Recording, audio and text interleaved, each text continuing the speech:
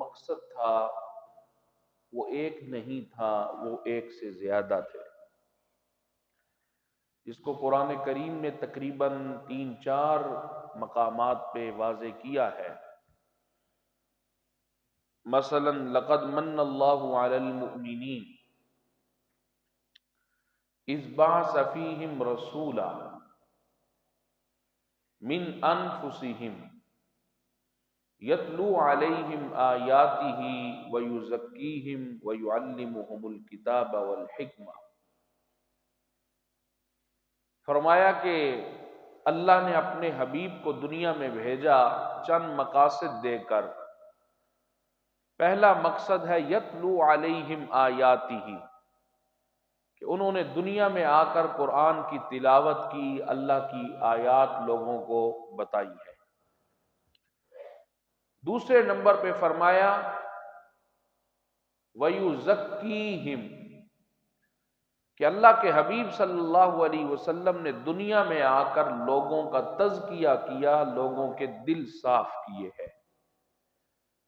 تو دل کی صفائی کی اہمیت یہیں سے سمجھ آ سکتی ہے کہ حضور کے اس دنیا میں آنے کے بڑے مقاصد میں سے ایک مقصد ہی یہ تھا کہ آپ نے آ کے لوگوں کے دل صاف کیے ہیں۔ دل کی صفائی ضروری کیوں ہے؟ اس کی وجہ یہ ہے کہ انسان گناہ کرتا ہے دو وجہ سے۔ یا انسان گناہ کرتا ہے شبہات کی وجہ سے۔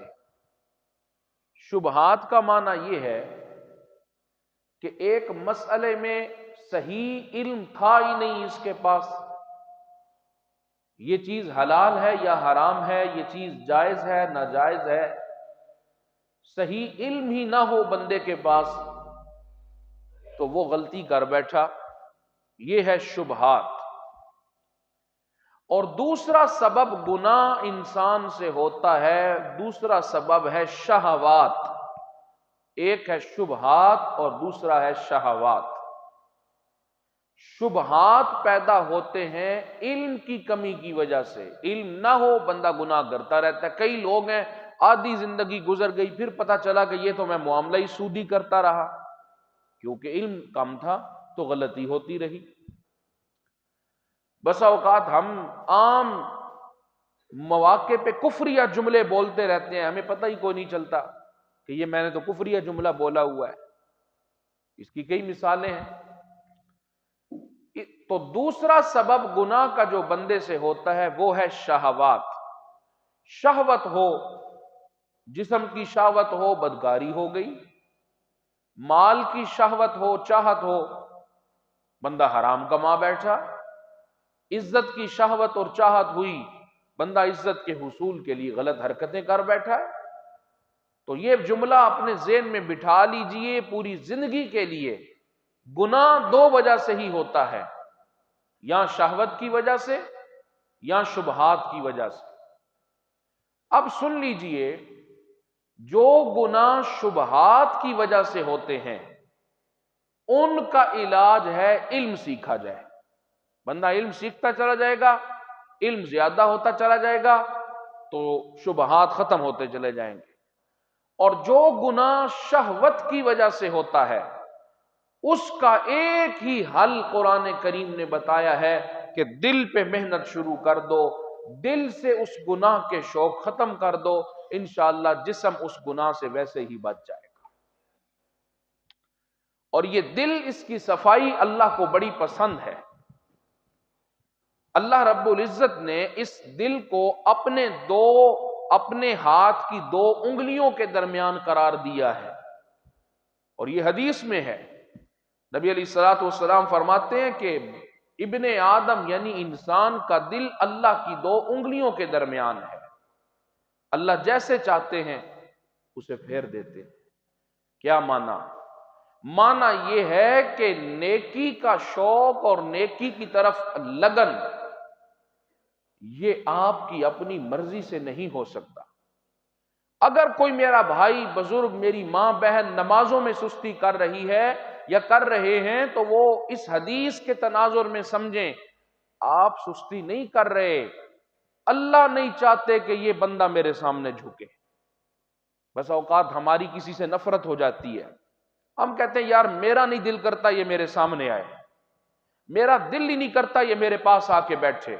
یہ نفرت کا ایک لیول ہوتا ہے، بندہ وہاں پہنچ کے کہتا ہے میرا نہیں دل کرتا یہ میرے سامنے، میں نو منہ ہی لاواں، پنجابی میں ہم کہتے ہیں۔ تو جسے اللہ نماز کی توفیق نہیں دے رہے، جسے اللہ اپنی مسجد میں سر جھکانے کی توفیق نہیں دے رہے، وہ سوچے کون سا ایسا کرتوت ہوا، کون سی مجھ سے ایسی غلطی ہوئی ہے کہ اللہ میرا سر اپنے در پہ جھکنا وہ پسند ہی نہیں کر رہے، کہ دل تو اللہ کے ہاتھوں میں، جیسے چاہے اللہ دل کو پھیر دے۔ حضرت فاروق اعظم گھر سے آ رہے تھے حضور کو شہید کرنے کے لیے، پہنچے تو قدموں میں گر کے حضور کے مرید بن چکے تھے۔ دل اللہ کے ہاتھ میں۔ تو اب یہ بات سمجھیے کہ جب دل کا تعلق اللہ سے ہے، اللہ نے خود بنا دیا، تو دل اللہ کا گھر ہے، اور گھر کے کچھ اصول ہوتے ہیں۔ یہاں سارے گھروں والے بیٹھے ہیں، گھر کے کچھ اصول ہوتے ہیں۔ گھر کا پہلا اصول یہ ہے، ہم اپنے گھر میں گندگی برداشت نہیں کرتے، گھر میں مٹی گھٹا برداشت نہیں ہے۔ کوئی چیز کھائی، اس کا ریپر ہے، شاپر ہے، ہم گھر میں نہیں پھینکتے، ہم چاہتے ہیں کہ اسے باہر پھینکا جائے۔ بچے نے کوئی گندگی کر دی، ہم فوراً صاف کرتے ہیں، کیونکہ گھر کا اصول یہ ہے کہ سمجھدار بندہ اپنے گھر کو گندا نہیں رکھتا۔ اب اپنے دل پہ ہم غور کریں کہ یہ اللہ کا گھر تھا، کیا ہم نے اس کے اندر گندگیاں نہیں پالی ہوئی؟ غیر اللہ سے محبت یہ گندگی ہے۔ اس دل کے اندر کسی کا حسد ہو، یہ گندگی ہے۔ یاد رکھیے گا، بڑے بڑے نیک لوگ دل کے گناہوں کی وجہ سے اپنی نیکیاں قربان کر رہے ہوتے ہیں۔ تفصیل سنیے۔ نماز پڑھی ہے، پہلی صف کا میں نمازی ہوں، تہجد گزار بھی ہوں، میں جناب بڑے خرچ بھی کرتا ہوں، میں جناب مخلوق کی خدمت بھی کرتا ہوں، لیکن میرے دل میں غیر اللہ کی محبت ہے، غلط محبت، عمل ضائع ہو گیا۔ یا میرے دل میں حسد ہے، میں کسی کی مثال نہیں دیتا، میں اپنے اوپر بات کر رہا ہوں، آسان ہو جائے گی۔ یہ میری ساری نیکیاں اس حسد کی وجہ سے جو دل کے اندر چھپا ہوا ہے ضائع ہو گئی ہیں۔ نبی علیہ الصلوۃ والسلام نے فرمایا جیسے زنگ لوہے کو کھاتا ہے ویسے ہی حسد نیکیوں کو کھا جاتا ہے۔ ہم اپنی نیکیاں ضائع کر رہے ہوتے ہیں دل کے گناہوں کی وجہ سے۔ حسد نیکی کو ضائع کر دیتا ہے، بغض نیکی کو ضائع کر دیتا ہے، کینہ یہ نیکی کو ضائع کر دیتا ہے۔ تو اس دل کو ہم نے غلاظتوں سے صاف کرنا ہے، پاک کرنا ہے۔ یہ دل بالکل صاف ہونا چاہیے۔ یاد رکھو کہ دل کی صفائی، بات چل رہی تھی کہ ہم گھر کو صاف کرتے ہیں، دل کی صفائی کا ایک اصول ذہن میں رکھیں کہ یہ دل تالاب ہے۔ یہ دل کیا ہے؟ تالاب ہے، اور اس کے اندر کچھ نالیاں گر رہی ہیں۔ جو ہم بولتے ہیں اس کا دل سے تعلق ہے۔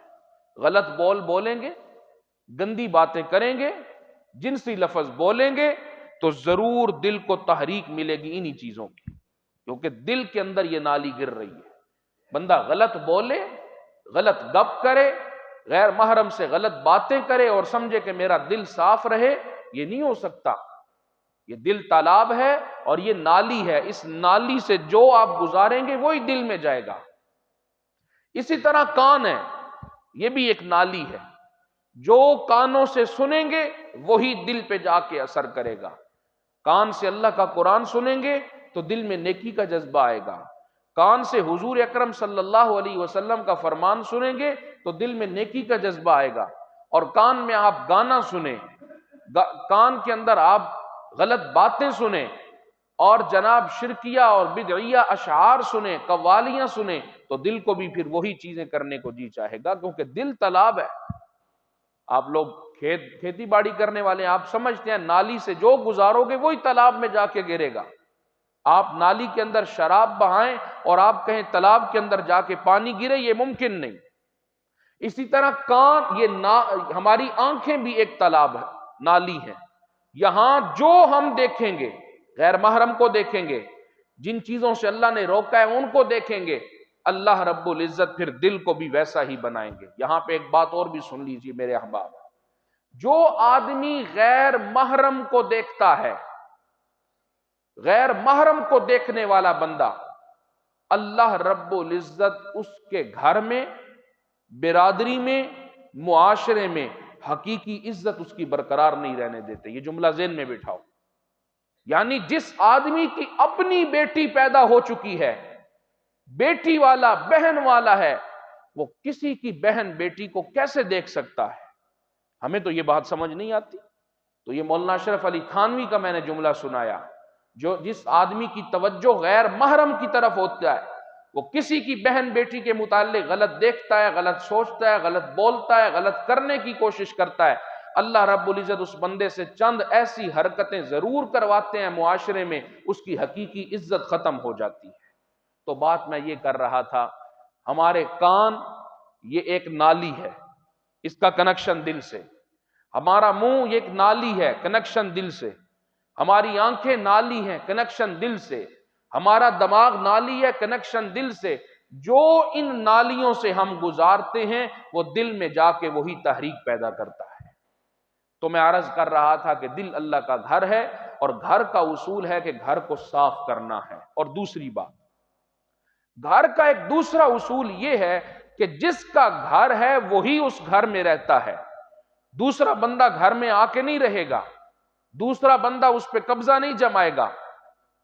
جتنا بھی کوئی آپ کا قریبی دوست ہو، آپ اپنا گھر اسے دے سکتے ہیں، گھر اپنا ہوتا ہے۔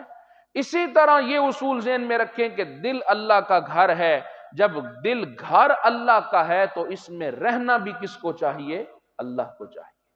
اگر اس دل میں غیر اللہ رہ رہا ہے، اس دل میں وہی محبت ہے جو اللہ کے لیے ضروری تھی، اور ہم نے غیر اللہ کو وہ محبت دی ہوئی ہے، تو اس کا مطلب ہے کہ ہم نے یہ گھر اللہ کا نہیں بنایا ہوا، ہم نے غیر اللہ کا بنایا ہوا ہے۔ قرآن کریم میں اللہ نے شکوہ کیا ہے، اللہ فرماتے ہیں وَمِنَ النَّاسِ مَن يَتَّخِذُ مِن دُونِ اللَّهِ أَندَادًا، میرے بندوں میں سے کچھ ایسے بے وفا بندے ہیں کہ جو لوگ مجھے جو محبتیں دینی تھیں وہ ان محبتوں کو مجھے نہیں دیتے، غیر اللہ سے وہ محبتیں کر رہے ہوتے ہیں۔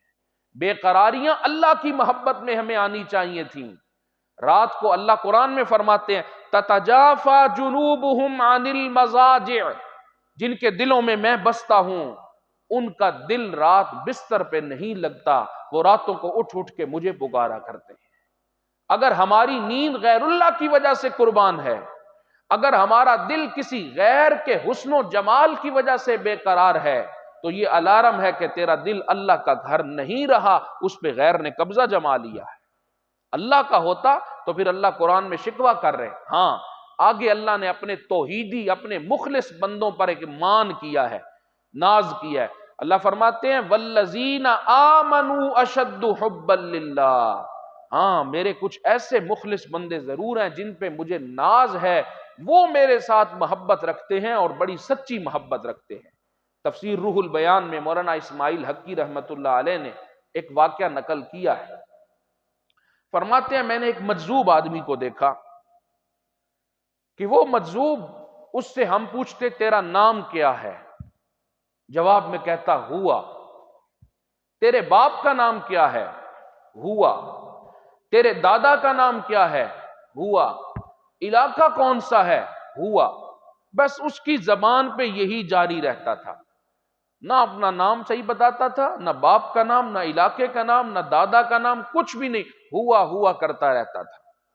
مولانا اسماعیل حقی کہتے ہیں ایک دن اس سے کسی آدمی نے کہا کہ یہ جو تو ہر بات میں ہوا ہوا کرتا ہے، ہوا یہ عربی کا لفظ ہے، اس کا معنی ہوتا ہے وہ، یہ ہوا یہ وہ کسے کہتا ہے؟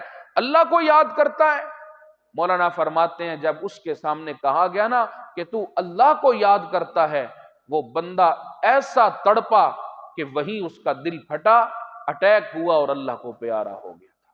یعنی اتنی محبت تھی اس کے دل میں اللہ کی کہ اللہ کا نام برداشت نہیں کر سکا۔ یہ بھی ہماری طرح کھانے پینے والے لوگ تھے، ہم پیسے کی وجہ سے دل کو بے قرار رکھنا پسند کرتے ہیں، کاروباری مصروفیات کی وجہ سے ہمارا دل پریشان اور مغموم رہتا ہے، کبھی اللہ کے غم میں ہم روئے ہیں؟ یہ ذرا دیکھیے گا۔ نبی علیہ الصلاۃ والسلام اللہ کی ملاقات کے لیے بےتاب رہتے تھے. فرشتہ آیا نا، اللہ آپ کی واحد حضور ہیں، کسی سے اجازت نہیں مانگی. حضرت یعقوب علیہ السلام نے ایک دفعہ اسرائیل سے کہا کہ یار موت روح قبض کرنے کے لیے آتے ہو، کوئی پیغام ہی بھیج دیا کرو، پہلے اچانک کیوں آتے ہو؟ کوئی پیغام بھیجا کرو بندے کی طرف موت سے پہلے. اسرائیل نے کہا میں ایک دو نہیں متعدد پیغام بھیجتا ہوں بندے کی طرف. حضرت یعقوب نے کہا وہ کیسے؟ فرمایا جب بال سفید ہونا شروع ہوں یہ موت کا پہلا پیغام ہوتا ہے.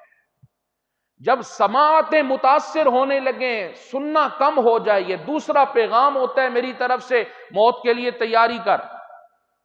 اور فرمایا جب انسان کا پوتا پیدا ہو جائے یہ تیسرا پیغام ہوتا ہے میری طرف سے کہ اب موت کے لیے تیار ہو جا، تیرے وقت قریب آ چکے ہیں. تو میں عرض یہ کر رہا تھا کہ ہمارے نبی علیہ الصلاۃ والسلام کے پاس آئے نا اسرائیل، اللہ اور یہ واحد ہیں جن سے فرشتے نے اجازت طلب کی. کہا اللہ آپ کو بلا رہے ہیں.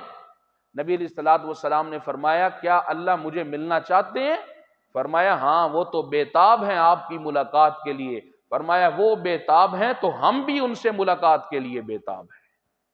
آج میں اور آپ یہاں بیٹھے بیٹھے ہی غور کریں ایک سیکنڈ کے لیے، ہمیں زندگی زیادہ پیاری ہے یا موت زیادہ پیاری ہے؟ ہم میں سے کون ہے جو اس وقت فل تیار بیٹھا ہے ابھی مجھ پہ موت آئے مجھے کوئی پریشانی نہیں، میں بخشا جاؤں گا، میں نے حقوق ادا کیے ہوئے ہیں؟ اور کون ہم میں ایسا بیٹھا ہے جو ابھی سوچے گا نہیں مجھ سے فلاں فرق بھی ہوا، فلاں کے حق میں نے کھائے، فلاں کا حق دبایا ہے، تو میرا کیا بنے گا، کچھ مہلت مجھے مل جائے. بہت کم لوگ ایسے ہوں گے کہ جو اس وقت تیار بیٹھے ہوں گے موت کے لیے. تو میں عرض یہ کر رہا ہوں کہ دل کی صفائی اس کے کچھ اصول ہیں کہ یہ اللہ کا گھر ہے، گھر میں غیر قبضہ نہیں جما سکتا. جتنا بھی آپ کا قریبی ہے وہ رہتا اپنے گھر میں ہے. تو یہ جب اللہ کا گھر ہے تو پھر اس میں اللہ کو رہنے دیں، اس میں پیسے کی محبت نہیں. کمائیں، دنیا ضرورت ہے مقصد نہیں. دنیا کے تعلقات ہماری ضرورت ہیں مقصد نہیں ہے. مولانا روم رحمت اللہ علیہ نے اپنی کتاب میں دل کے متعلق ایک مثال دی ہے، بس آخری بات سنیے. وہ فرماتے ہیں دنیا کی مثال ہے پانی کی طرح اور دل کی مثال ہے کشتی کی طرح. کشتی جب تک پانی کے اوپر رہے تو محفوظ رہتی ہے، جب پانی کشتی کے اوپر اور اندر آ جائے تو کشتی تباہ و برباد ہو جاتی ہے. تو فرمایا دنیا کماؤ، دنیا کھاؤ، جتنی کما سکتے ہو جائز طریقے سے کماؤ، لیکن اس کی محبت دل کے اندر نہیں اترنی چاہیے. اس کی ایک مثال دیتا ہوں. شیخ عبد القادر جیلانی رحمت اللہ علیہ بیٹھے ہوئے ہیں مریدوں کے جھرمٹ میں. ایک بندہ آیا، حضرت وہ جو آپ کا ایک بحری بیڑا آ رہا تھا جس پہ آپ کا تجارتی سامان تھا بہت زیادہ، وہ ڈوب گیا ہے، تباہ ہو گیا ہے. حضرت نے فرمایا الحمدللہ. تھوڑی دیر کے بعد یا اگلے دن پیغام ملا کہ حضرت وہ تو بچ گیا ہے، وہ کوئی اور بحری بیڑا ڈوبا ہے، آپ والا بچ گیا ہے، سامان سارا محفوظ ہے، کنارے لگ گیا ہے. حضرت نے فرمایا الحمدللہ. مریدوں نے پوچھا کہ حضرت یہ عجیب معاملہ ہوا، اتنی بری خبر سنی پھر بھی آپ نے کوئی فرق نہیں ڈالا، کہا الحمدللہ. اتنی بڑی خبر سن کے خوشی کی پھر بھی آپ نے کہا الحمدللہ. فرمایا میں نے سامان کے ڈوبنے اور بچنے پہ الحمدللہ نہیں کہا، جب مجھے پیغام ملا کہ میرا سارا سامان ڈوب گیا ہے میں نے دل پہ غور کیا کہ مال، دنیا کا مال ڈوبنے کی وجہ سے یہ پریشان تو نہیں ہوا، دل کوئی پریشان نہیں ہوا. میں نے دل کی اس صفائی پہ کہا تھا الحمدللہ. اور جب مجھے خبر ملی کہ میرا وہ سامان بچ گیا ہے پھر میں نے غور کیا کہ مال ملنے کی وجہ سے خوشیاں تو نہیں ہوئی، کوئی خوشی نہیں محسوس ہوئی بچنے کی وجہ سے. میں نے دل کی اس استقامت پہ کہا ہے الحمدللہ. تو میرے دوستو دل کو تکبر سے بچائیے. نبی علیہ الصلاۃ والسلام نے فرمایا جو آدمی تکبر کرتا ہے، تکبر اللہ کی چادر ہے، جو تکبر کرتا ہے وہ اللہ سے اس کی چادر چھیننے کی کوشش کرتا ہے.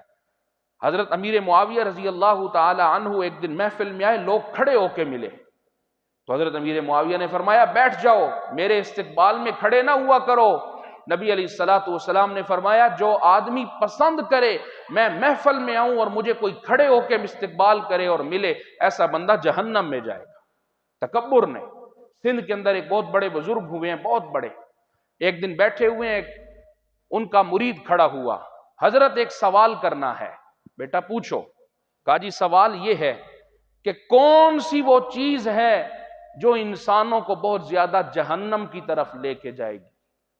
हजरत ने सवाल सुना, फरमाया बैठ जाओ, कल इसका जवाब दूंगा। अगला दिन हुआ, हजरत बैठे अपनी नशिस्त पे, फरमाया भाई कल मुझसे एक सवाल किया था, किसने सवाल किया है? वो बंदा जल्दी से खड़ा हुआ, कहा जी मैंने। क्या कहा? मैंने। फरमाया यही मैं बंदे को जहन्नम में ज्यादा लेके जाती है। दिल के अंदर तकब्बुर है तो अल्लाह ताला इंसान को फिर जन्नत में नहीं लेके जाएंगे। तो आज के दरस का खुलासा ये है कि दिल ये रूहानी मुआमलात में भी इंसान के पूरे जिस्म में हावी है।